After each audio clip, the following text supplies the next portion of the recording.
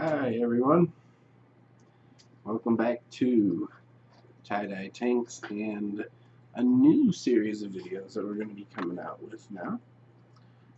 This is going to be separate from the Tie-Dye 101 series. These videos are going to be FAQ, frequently asked questions.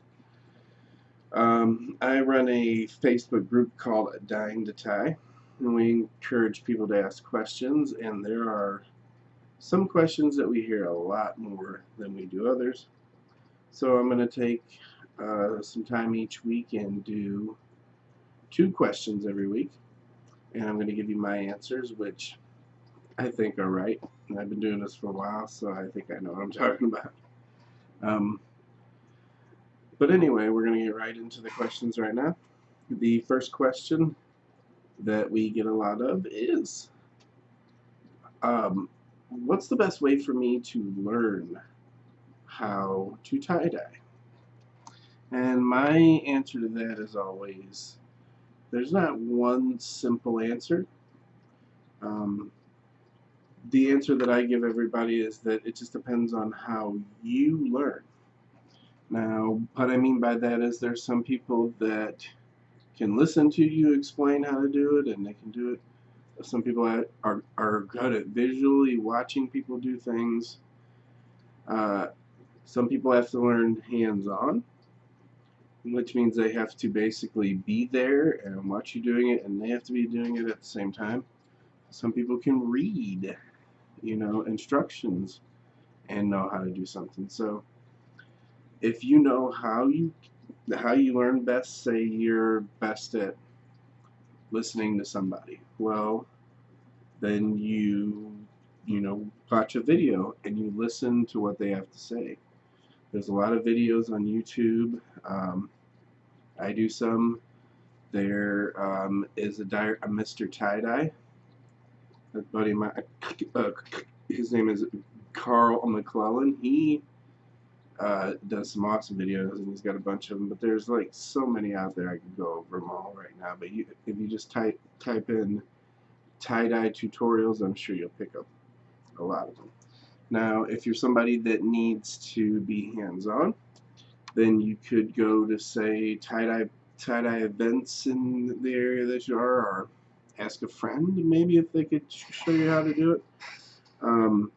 I've taught people through some tie-dye parties that we do for a charity for a local radio station here in St. Louis. So that's how a lot of people learn. You go out and get a tie-dye kit and do it yourself even too, because some people are good at just picking something up, bam, and doing it. I learned off of YouTube. I watched a couple videos, basic simple designs like spirals, hearts and things like that, and that's how I learned, and I just expanded on it from there. I did a lot of experimentation, and that's what I always tell people, that once you learn the basics, experiment all the time, and that is how you're going to get better at this.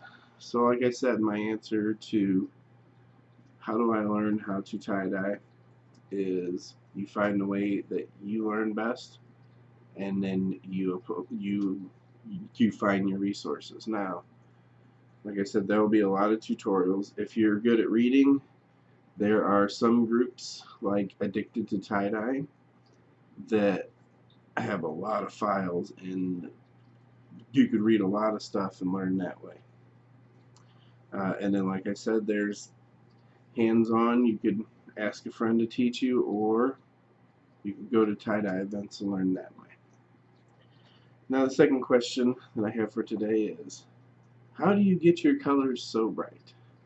There's a lot of people that will look at my tie-dye and say, man, those colors are awesome. How do you get your colors so bright and deep? And it's not a simple answer to that either. There's actually a few things that I do to make my colors brighter. The first thing I do is when I'm mixing my dyes, I always mix a little heavy.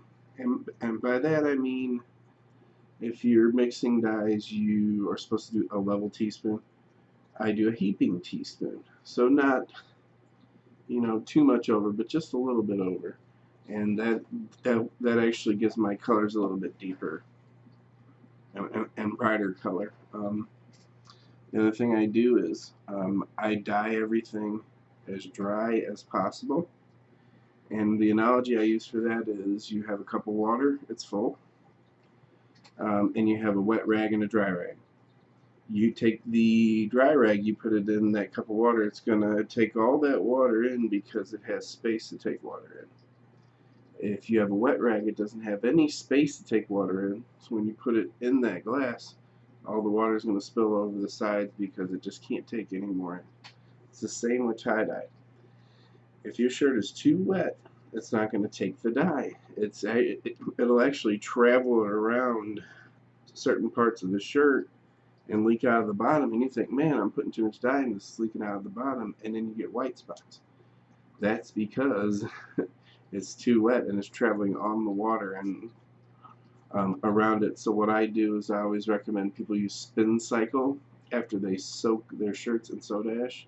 Spin it out and spin only in your washer. That'll get it to just the correct dampness. If you're tying things with sinew, which I'll show you what that is, it's a wax string.